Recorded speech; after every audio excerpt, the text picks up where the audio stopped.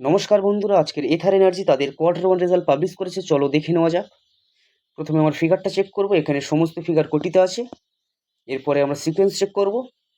30শে June 2025, 30শে June 2026, okay, year on year. 31শে March 2026, 30শে জুন 2026, কোয়ার্টার অ্যান্ড কোয়ার্টার, ঠিক আছে। চলো কোম্পানির রেভিনিউটা দেখে নিই। আগের কোয়ার্টারে ছিল 1174 কোটি, আগের বছরে ছিল 644 কোটি, এবং এই কোয়ার্টারে এসছে 1216 কোটি, ঠিক আছে।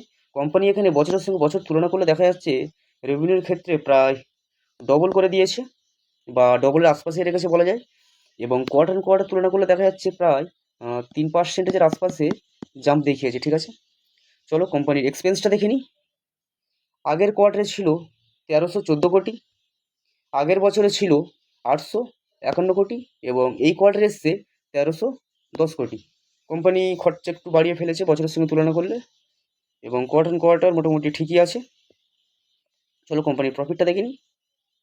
এখন তো কোম্পানি প্রফিট করতে পারেনি, বরঞ্চ লস আছে। দেখি লসটা কতটা কমিয়েছে।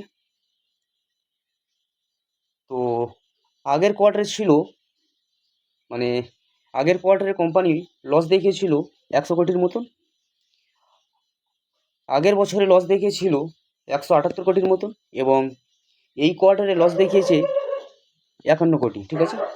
কোম্পানি এখানে একটা ভালো ব্যাপার কি, লসটা আগের বছরের সঙ্গে এবং আগের কোয়ার্টারের সঙ্গে তুলনা করলে দেখা যাচ্ছে অনেকটা কম করেছে। প্রায় বছরের সঙ্গে তুলনা করলে দেখা যাচ্ছে 70%-এর মতন লস কমিয়েছে, এবং কোয়ার্টারের সঙ্গে তুলনা করলে দেখা যাচ্ছে 50%-এর মতন লস কমিয়েছে। সত্যি এটা খুব একটা এটা সত্যি একটা খুব ভালো দিক।